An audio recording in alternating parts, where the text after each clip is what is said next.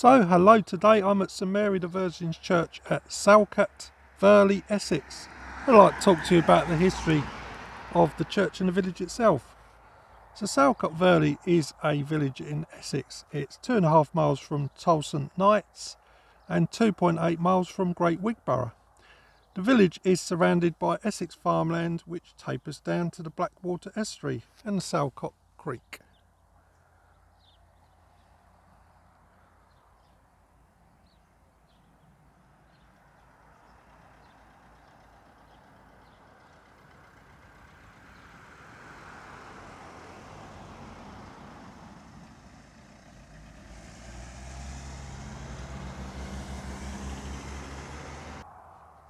Now the elevation is 12 metres or 39 feet in old money, and today's population is around 327.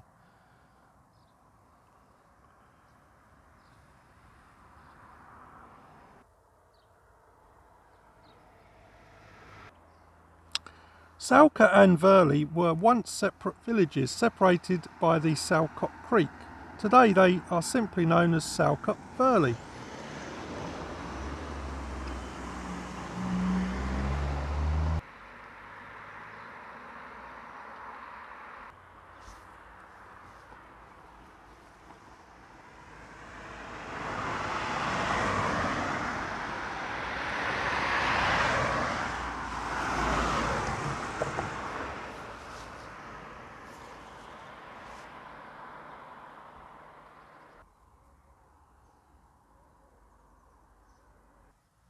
Now Salcott got its name from the salt houses which were once here.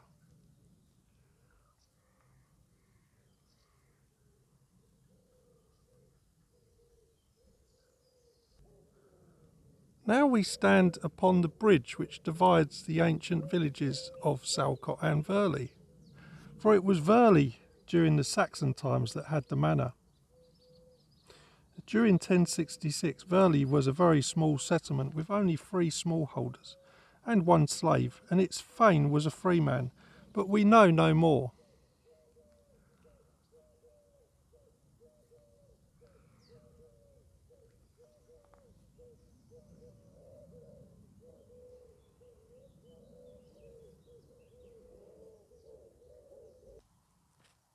Virley during the Norman times.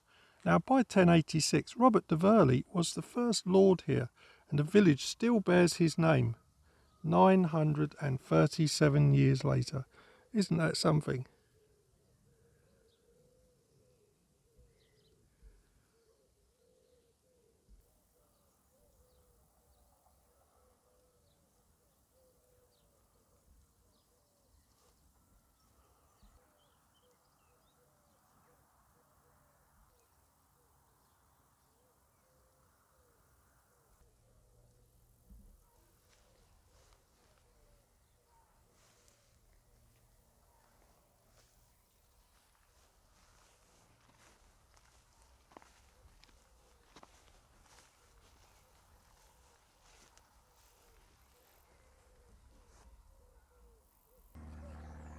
Sir John Lee of 1370. After the Virley family had moved out, then Sir John Lee would be lord here. Now Sir John was a royal steward to Edward III and is highly experienced parliamentarian representing Essex. And that was until Sir John abused his powers and would spend his last 2 years in jail from 1368.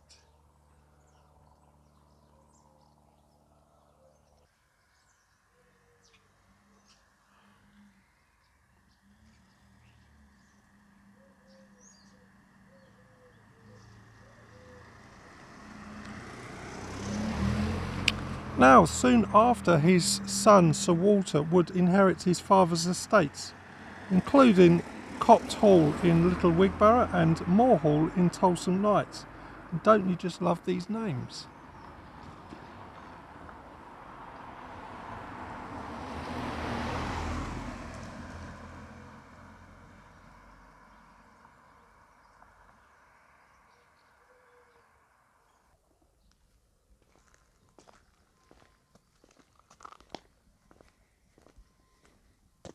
Here's a more modern kissing gate.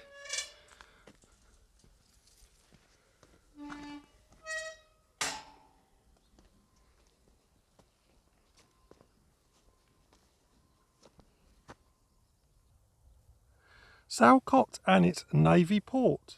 So from 1320 to 1400, Essex had 17 ports. Who contributed to the 100 Years' War against France? Now, Salcott-cum-Virley was right in the thick of it with its own port.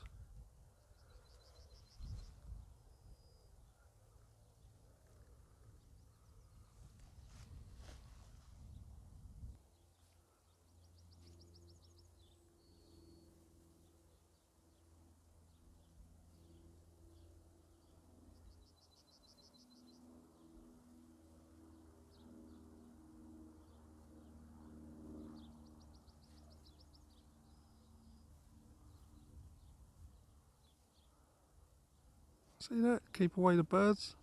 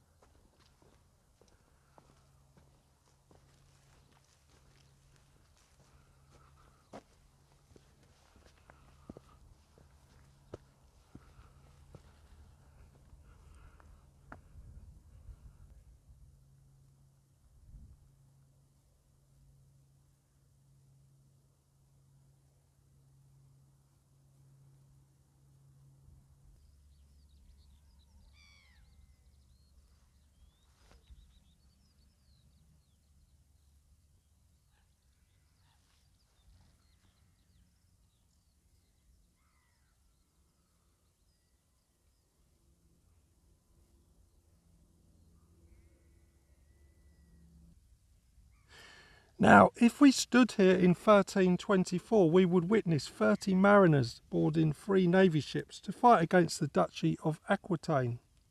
But where is the port? Long gone under this creek mud, I guess.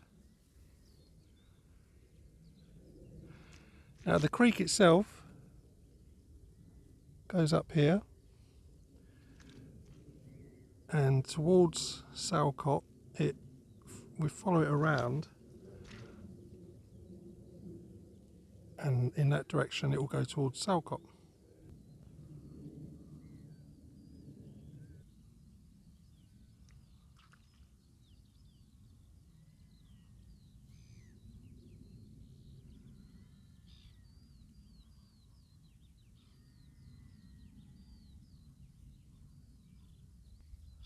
It's certainly beautiful in its own right.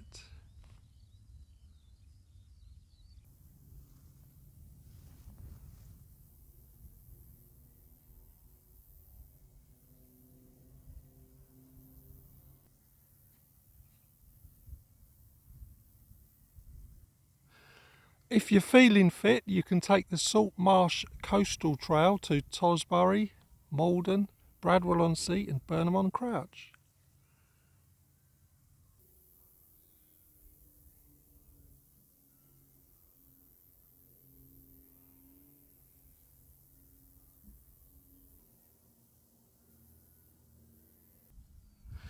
The Capon brothers of Salcott.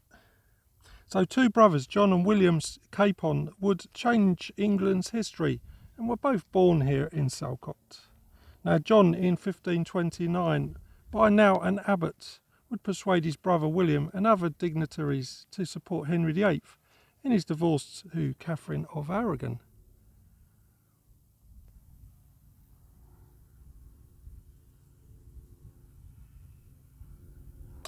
Now, John Capon would go on to become Bishop of Salisbury, shrewdly serving as a Protestant under Henry VI and as a Catholic under Mary Tudor. Now, during his time in office, many Protestants would be martyred at the stake for heresy.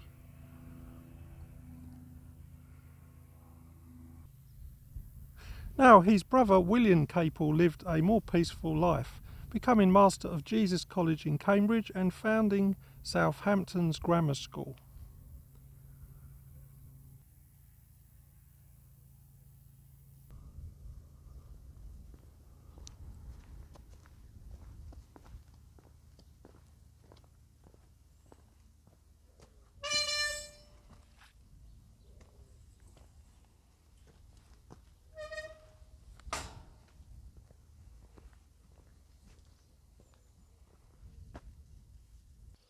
Now we've made our way to the street, the only street in Salcott. We've made our way to the Sun Inn, Salcott. Once this fine building was simply called the Sun. Built in the 18th century, was the village pub. Now I can tell you that in 1851 Edward Young and Eliza, his wife, ran this old pub, and they had 3 children. Also we had Susan Young, aged 70, who assisted in the house, and they had a lodger from Suffolk. Now the Sun closed its doors in 1995, and today it's a private residence.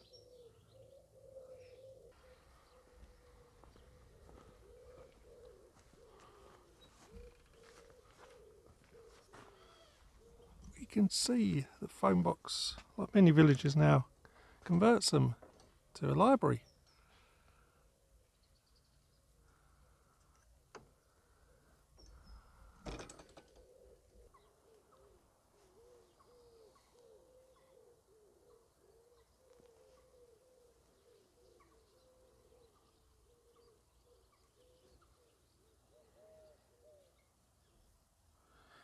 Smuggling in Salcott. Essex has always had a reputation with smuggling. The Blackwater estuary with its saltings and creeks made the perfect place to land and hide contraband, and Salcott had the perfect location. Now I read that even the church here may have been used by the smugglers.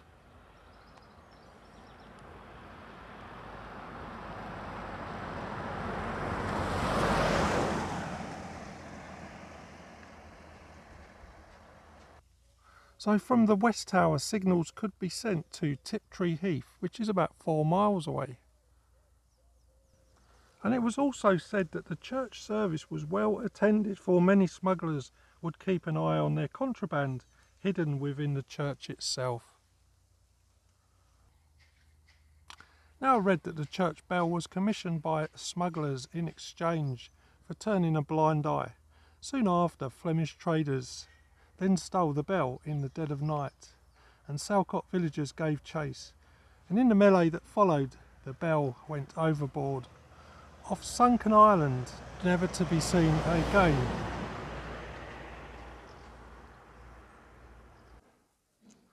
Earthquake of 1884. On a bright and sunny morning in April of 1884, everything would change here, for a major earthquake would strike. Lasting only seconds, it caused major structural damage to all the churches, including St Mary the Virgin's here in Salcott.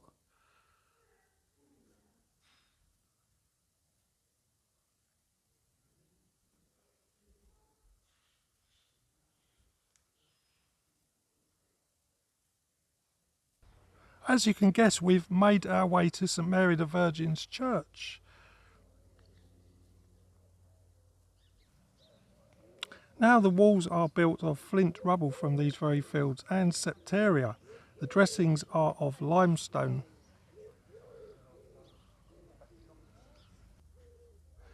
Now septaria was used by the Romans to build Colchester Castle and the city walls, and it's basically London clay forming 56 million years ago. And if we look at this south wall, it's the kind of orangey colour stone.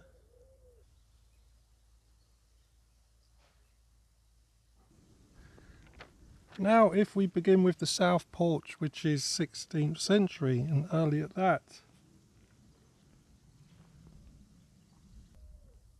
If we start with the outer archway, this is a 4-centred archway with 2 moulded orders resting on moulded capitals and bases.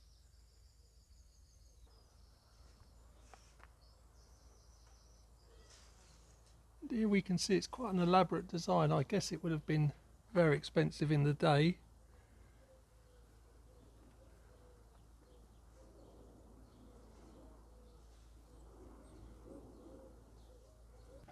Now if we look above the south doorway, we've got the flint gable.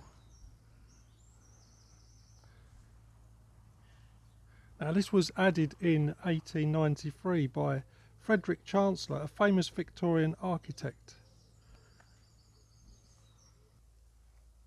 Now Frederick would work on 570 buildings across Essex.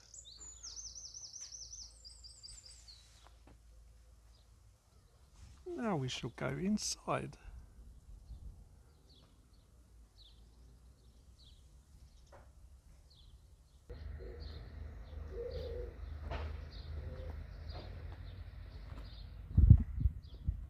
Absolutely love this sign.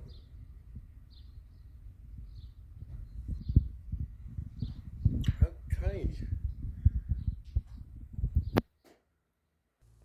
So if we pan around, we can see the windows which were added in the 16th century.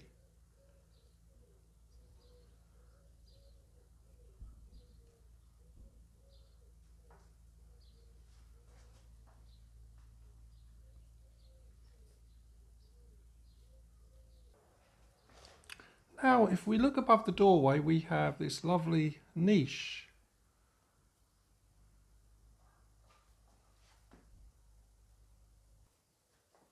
And it's 16th century, and it shows a statue of the Virgin Mary with infant Jesus.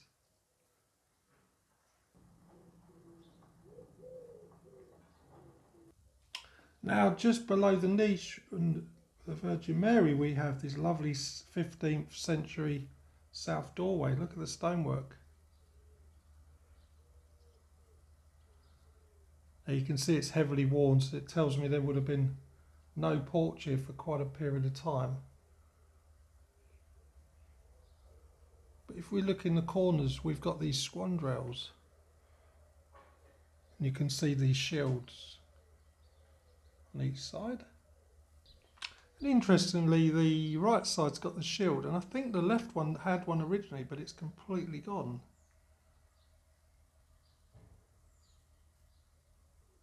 So we can see what the weather, the elements do to such a sandstone carving. So now we are looking at the south door itself, which is an exquisite oak carved door from the 16th century.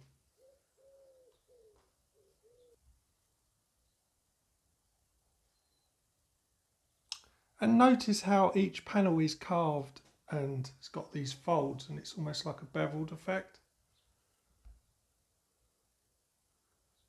And we can also see how the ridged, or the actual batten, divides the two panels.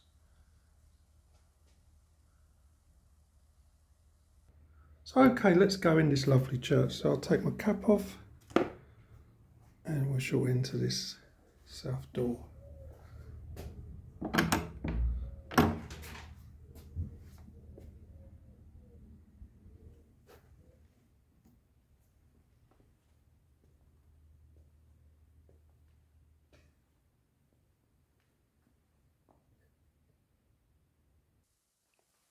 So we have entered the nave itself, which measures 50 feet by 21 feet, and it's built in the early 14th century.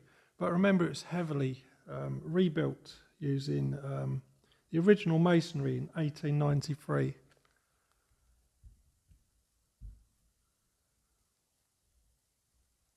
We can see this lovely barrel vaulted roof by Frederick Chancellor. Now what we're going to do is pan around and have a look at the south door from the inside. Okay, let's see what the view looks like.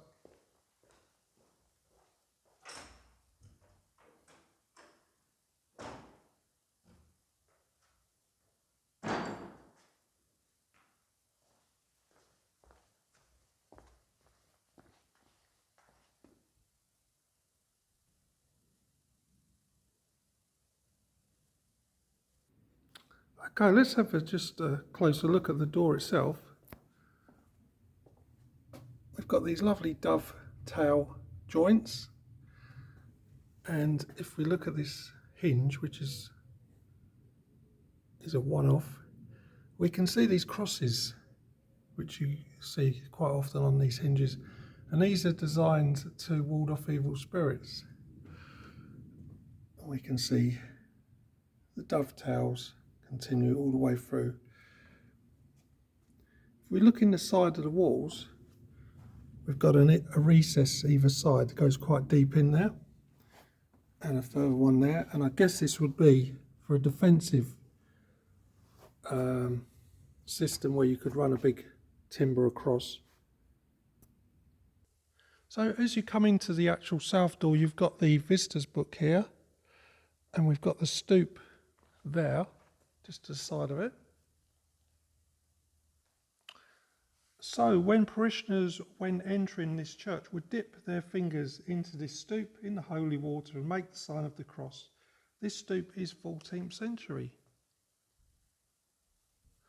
Now, if you look on this small table here, there's a very young lady of this parish village, and she's basically an artist, and she's made some lovely cards, and all the proceeds kindly go to this church. Isn't that nice? Now, if we look, there's an information board, which is very good. This board, it lists the key features in the church, and then it tells you the different centuries that they're connected to.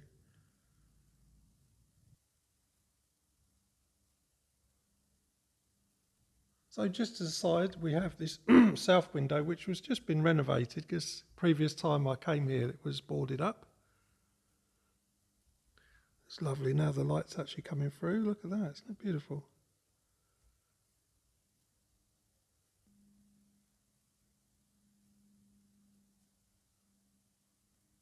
And just to the side, there is a picture here, which is to Eustace King, who was a pillar of this community. And I noticed outside there's a headstone dedicated to Eustace Arthur King, who was actually in the paratroopers in World War II. So we'll have a look if I don't forget on the way back. Now we shall look at this fine font.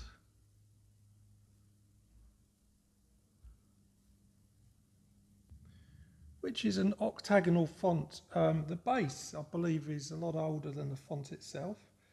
And the pedestal has been dedicated to Edward S. Starbuck, the Reverend here from 1876.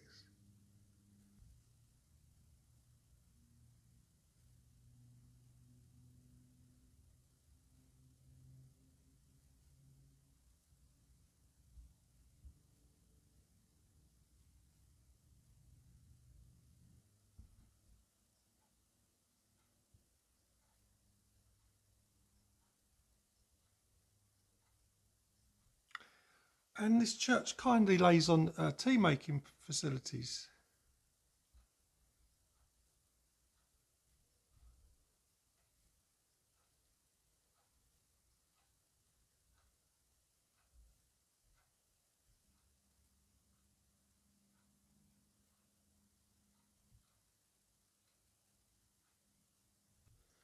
Okay, if we look over here on the northwest wall, so you will notice we've got the rectors of Salcott-cum-Virley on this panel, and if we look over here, it's the rectors of Salcott-Wigborough, because there was a period of time that Salcott went under Wigborough, if I'm not mistaken. You can see a lot of work has gone into this.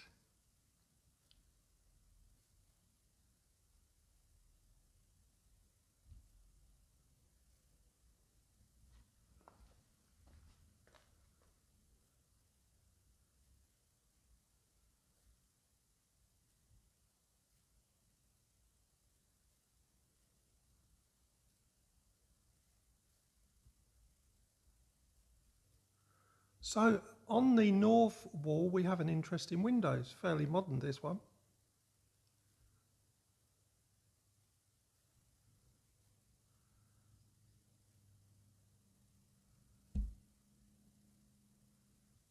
We can see how it celebrates the millennium year.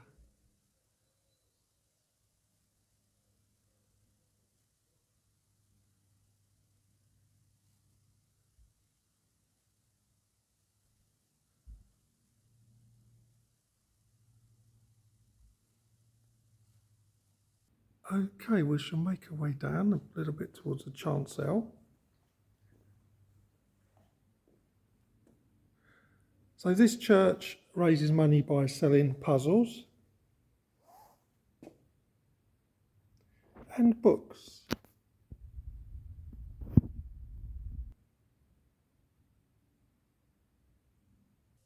So now we are facing the original 14th century doorway, which is blocked. And it was blocked in 1893.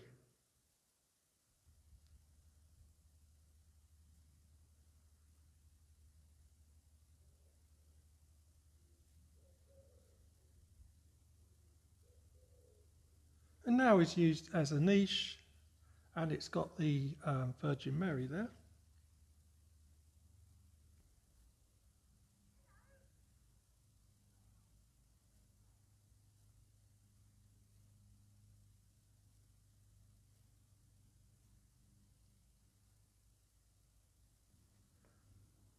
And above there's a fine painting.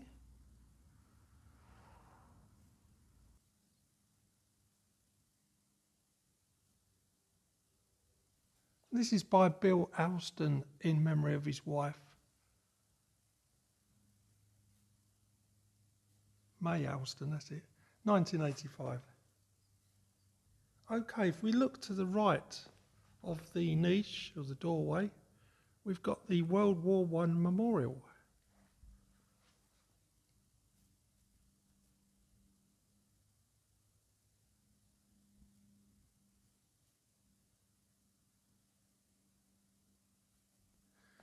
Now, if we look at this panel, the left and right show that all who served in World War I, and the centre panel are those that are made the ultimate sacrifice and never returned.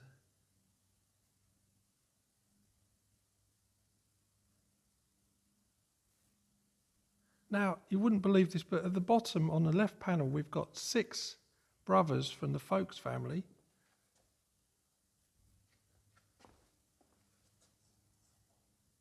Sitting right at the bottom. And if you look at the right panel, right at the top, we've got William Folkes.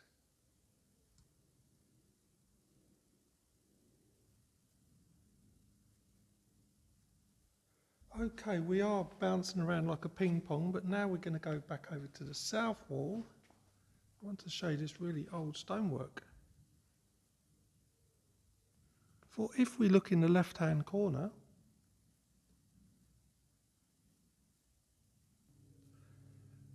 so we can make out this interesting stonework, carvings from the 14th century. Now the one in the corner here is actually a sexfoil design, resembling 6 petals or leaves. And somehow it survived all these centuries.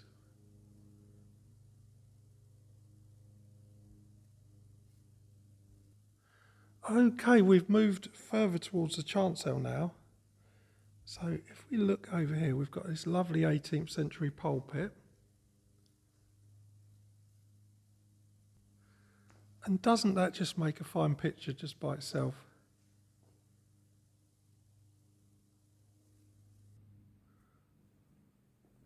So I'm not going to ascend this one, it looks a bit rickety, but it's a lovely piece of craftsmanship, isn't it?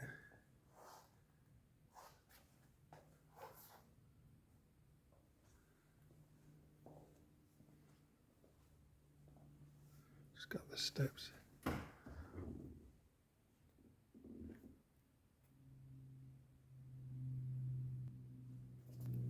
This fantastic chair, look.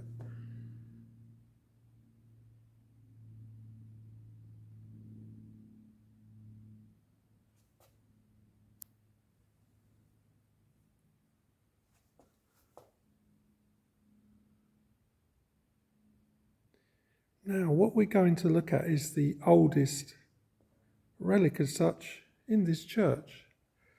And it's this 13th century stone coffin lid. Now, plenty of mystery surrounds this coffin lid itself. We can just make out a cross, possibly from a knight, I dare say. See, it goes all the way down to the bottom.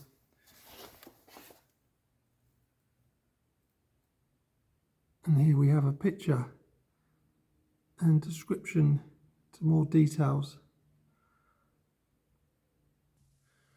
Now perhaps this was actually brought over from the church at Virley, but we just don't know. Now if we look, we've got a fine bust in the corner there.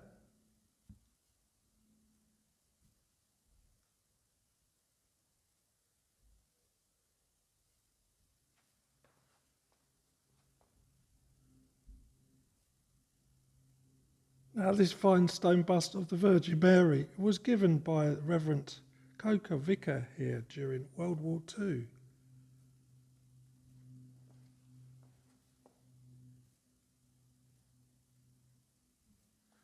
And I'm pretty sure there's a Spitfire that's flying over the creek itself. Amazing. As we speak.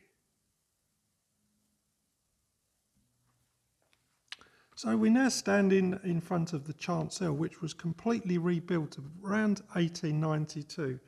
But even before the earthquake of 1884, this chancel was in a ruinous state. And if we look, there is no chancel arch.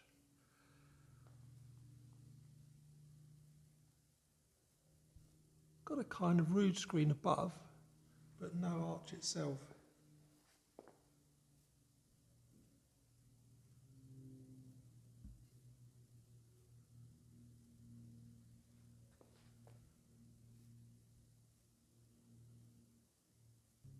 So if we look above, we can see the work of Frederick Chancel.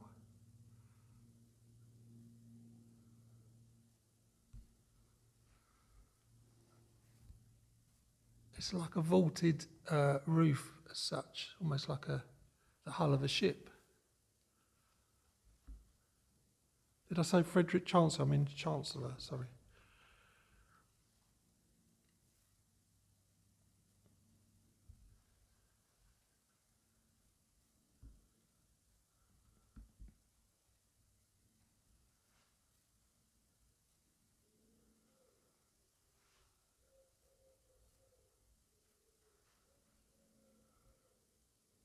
I've got no details of the organ in the background there. It gives you an idea if we look around. See the magnificent Victorian workmanship.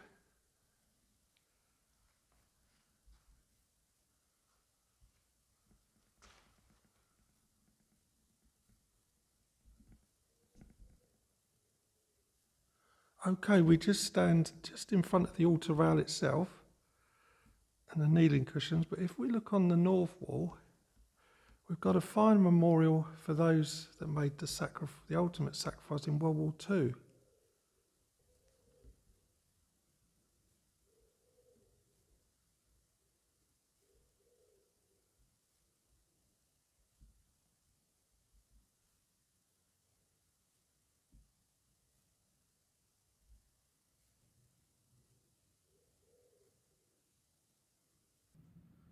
Now, if we look behind the altar, we have a reredos.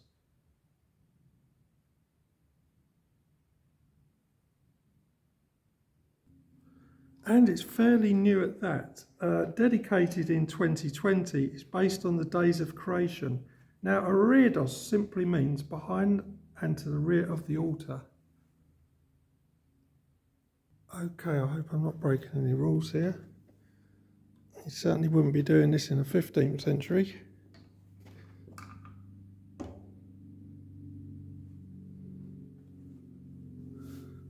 Or even the 18th century at that. So, let's have a closer look. So no export. Is it embroidery? I don't know. There's a lot of work gone into it.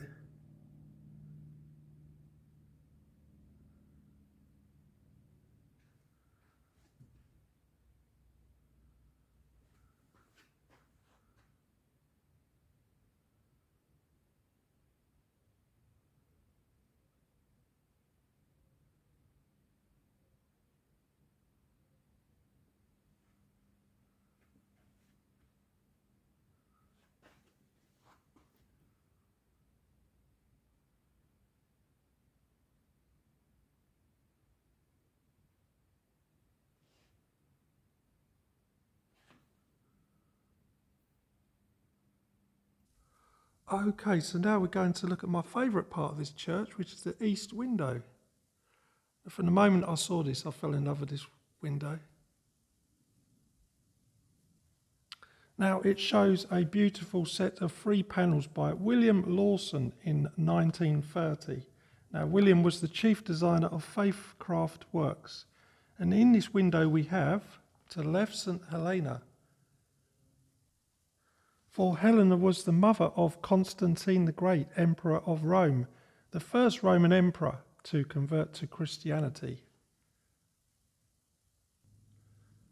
Now Helena would go on to pilgrimage and seek relics from the true cross in the 4th century Jerusalem. 3 crosses were found. A legend says one of them was the true cross.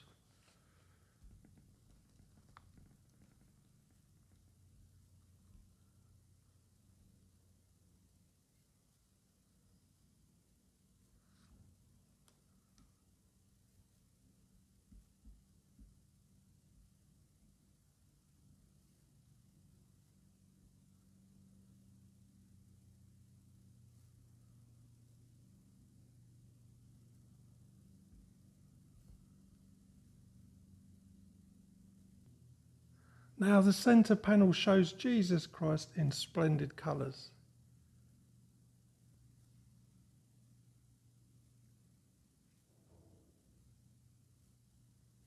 Now you can just imagine what it's like when the sun goes through.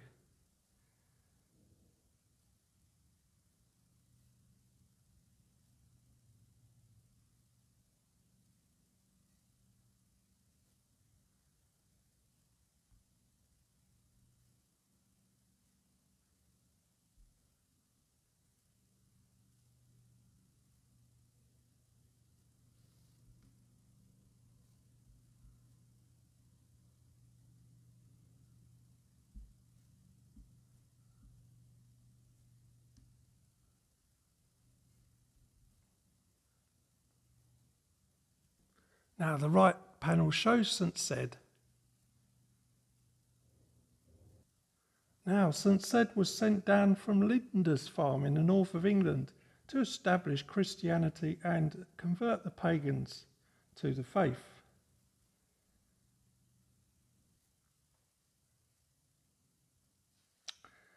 Now from 653 AD, Ced, who was also a Saxon monk, would go on to build St Peter on the Wall at Bradwell-on-Sea in Essex and would establish Christianity.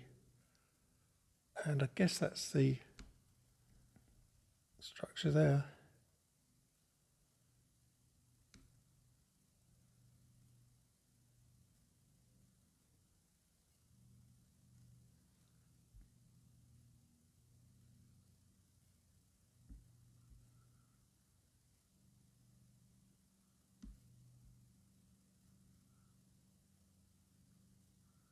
I don't know the significance of the plough.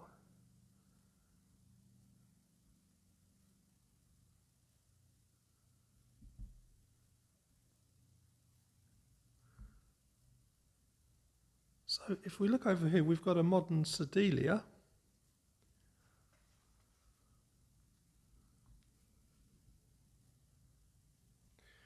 And this is designed for the priest and his assistants to sit down. And it's likely that it was based on the original. There's some sort of thought that it could have replaced the one that was probably levelled in the earthquake of 1884. Now we have our last window in the chancel itself.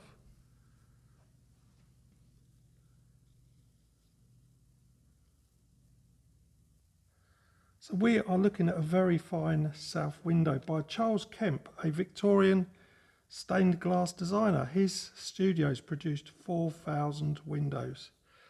Can you imagine that? And this shows the Virgin Mary and Child. It's dedicated to Rector Starbuck of 1878. So we go down.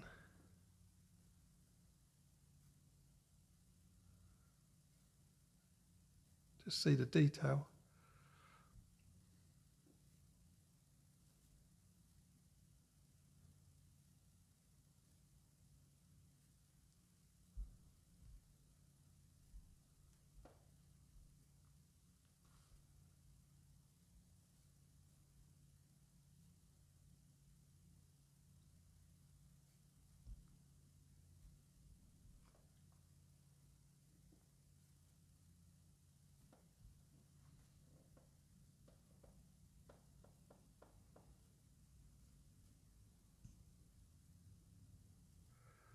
Okay, I just wanted to look at this fine wooden cross. So this is a processional cross and it caught my eye. It's dedicated to Fanny Crate of 1928. Look at the detail and the colours.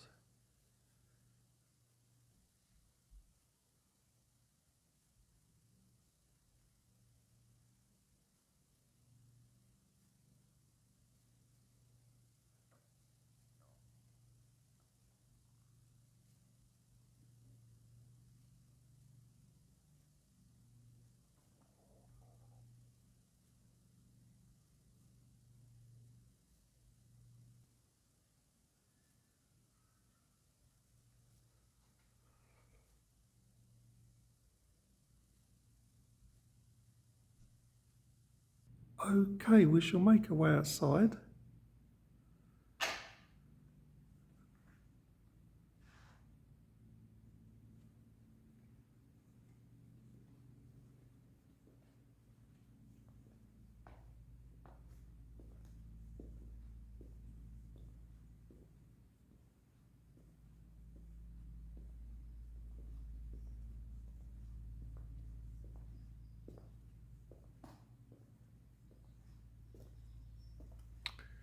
Just before we go, I wanted to take note of these lovely flowers. I saw the lady just put these in. She's a volunteer. It's a very kind act, isn't it?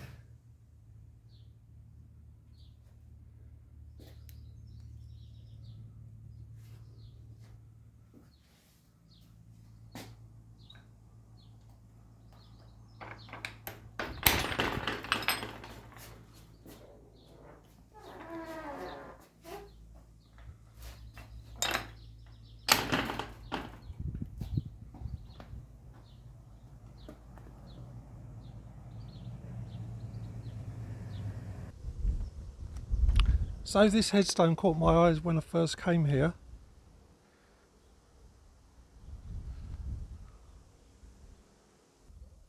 Because Ustaste Arthur King was actually in the parachute regiment.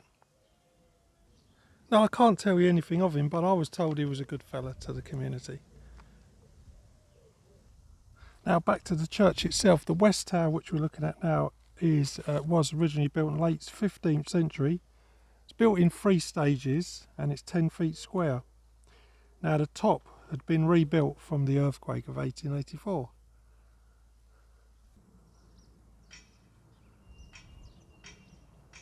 Now I can also tell you that they've got a single bell in this tower. It was cast in 1771 by Pack and Chapman of London's Whitechapel Foundry, the oldest foundry in the world. So okay, let's walk around.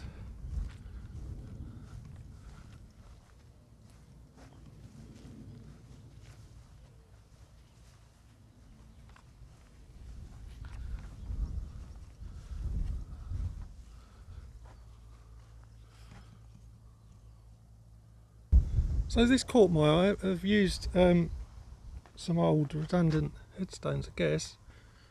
It's a footpath marker. Look at this.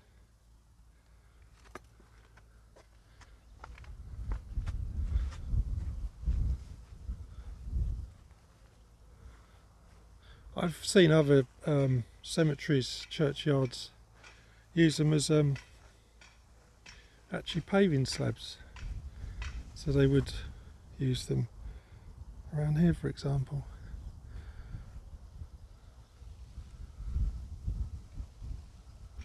Just besides the porch, we've got some of the old stonework.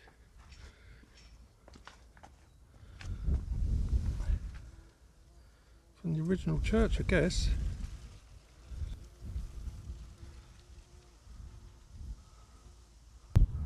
Okay, onwards we go.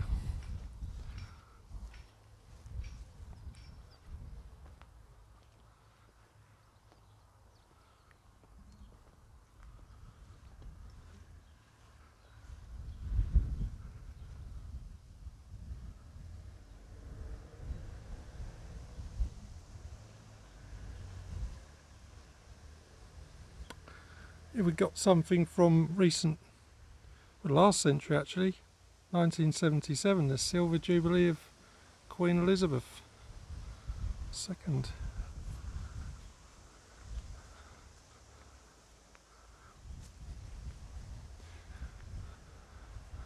This architecture, I'm not sure where that comes from. I can't say I've seen it before in a church, so I'm not sure where it come off of originally. It's most unusual.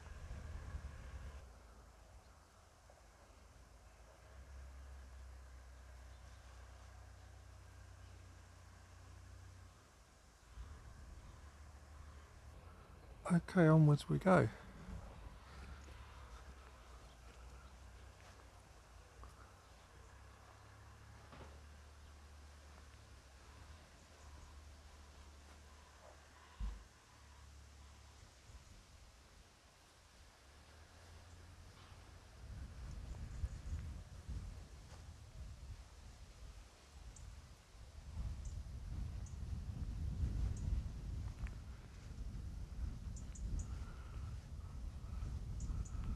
And again we've got similar architecture.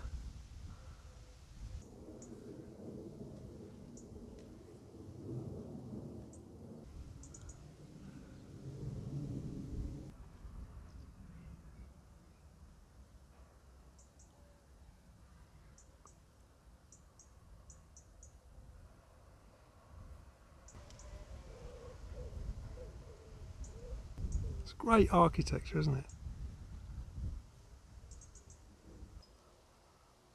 Okay, onwards and onwards.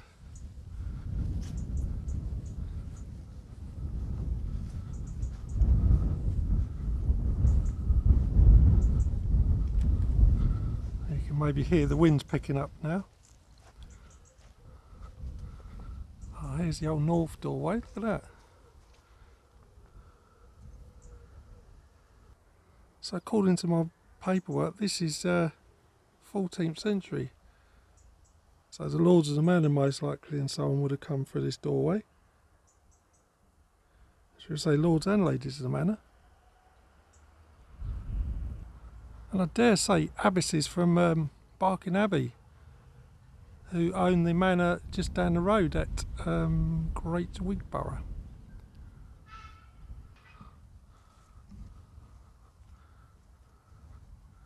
Oh, we can see the other side to the Millennium window.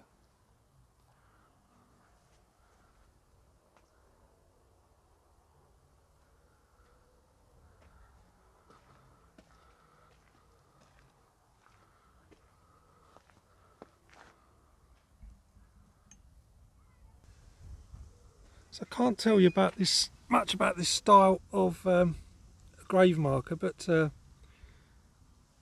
seems to have been a fashion perhaps in the Victorian Edwardian period, I guess. Really don't know.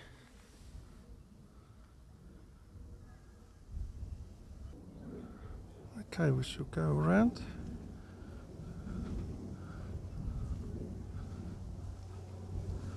Now we're finally on the west side.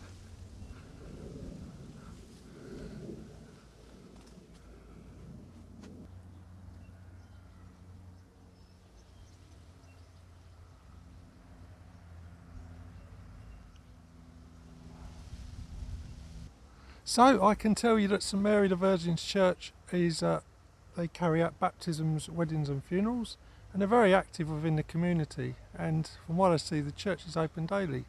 So I hope you enjoyed that, and thank you very much.